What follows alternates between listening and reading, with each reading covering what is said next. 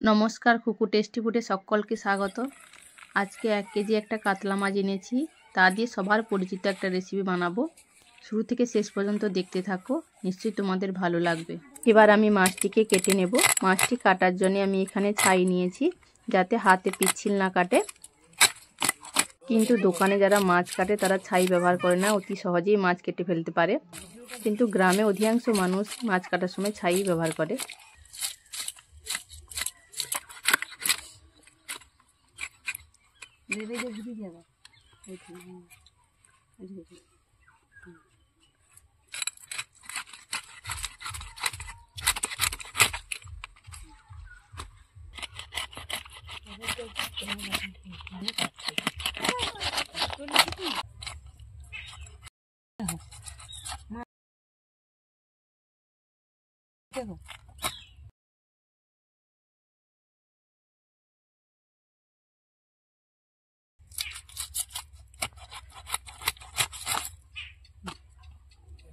মাছগুলোকে নুন হলুদ মাখিয়ে রেখে দিয়েছিলাম।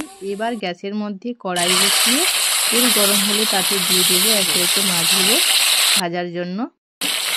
এখন মাছগুলো আমার লাল লাল করে ভাজা হয়ে গেছে। এবার মাছগুলো কড়াই থেকে তুলে নেব। ওই একই তেলের মধ্যে দিয়ে দেবো গোটাকে শুকনো লঙ্কা, এলাচ, দারচিনি, লবঙ্গ, তেজপাতা, পেস্ট করে রাখা পেঁয়াজটা একটু লাল লাল করে ভাজা হোক। তার মধ্যে আমি বানিয়ে নেব একটা পেস্ট।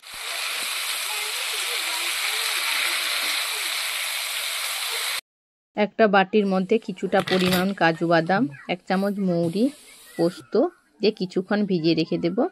এরপর এর মধ্যে 2টা কাঁচা লঙ্কা দিয়ে পেস্ট করে নেব। পেঁয়াজটা লাল লাল হয়ে গেছে, এবার ওর মধ্যে দিয়ে দেব করে রাখা পেস্টটা দিয়ে কিছু সময় নাড়তে থাকবো।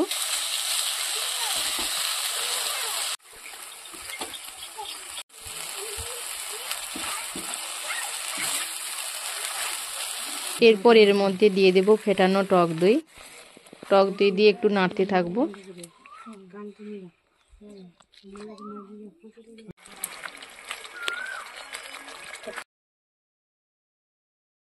এবার দিয়ে দেব ধনে গুঁড়ো, জিরে গুঁড়ো।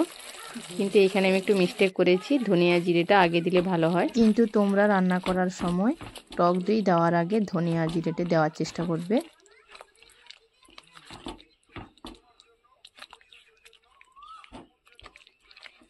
এবার দিয়ে দিব স্বাদ মতো লবণ।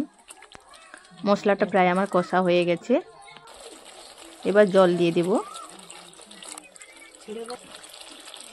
জল দেওয়ার পর জলটা ফুটতে শুরু করলে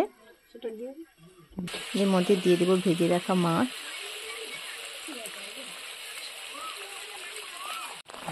সামান্য পরিমাণে চিনি।